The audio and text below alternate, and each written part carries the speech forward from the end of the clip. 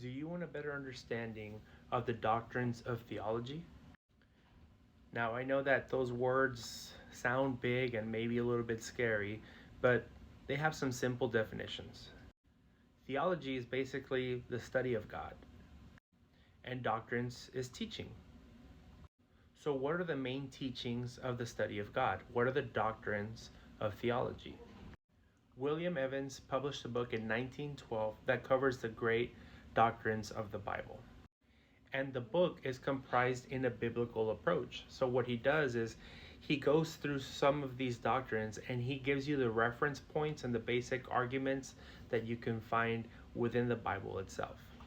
Now, a lot can be learned from the Bible itself, which is biblical, and then we have dogmatic, which is the Bible plus tradition, and there's a lot that can be learned from that as well. But this book is just from the biblical approach.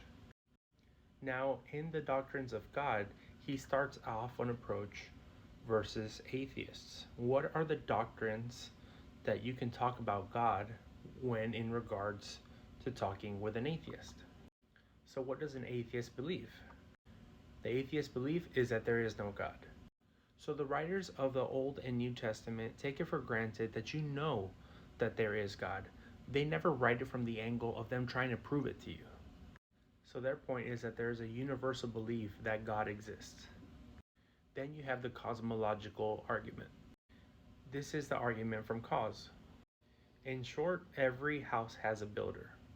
So this world in which we live was built by a designer of infinite power and infinite wisdom. The next one is a teleological, which is the argument from design. The basics of this one is that we are made with intelligent design, not natural selection, results, or fortune. Then you have the ontological, which is the argument from being. Now this one takes on reason. This is no outside sources. This is let's get really brainy about it and let's go through all the possible arguments. And you see a lot of these types of arguments and debates on YouTube. But this has been going on for centuries. Then you have the anthropological, which is the study from humanity or the argument from humanity. In short, as imagers of God, our moral and our intelligence comes from God. Then you have congruity, which is the argument from coherency. In short, God answers all boxes, so it's accountable.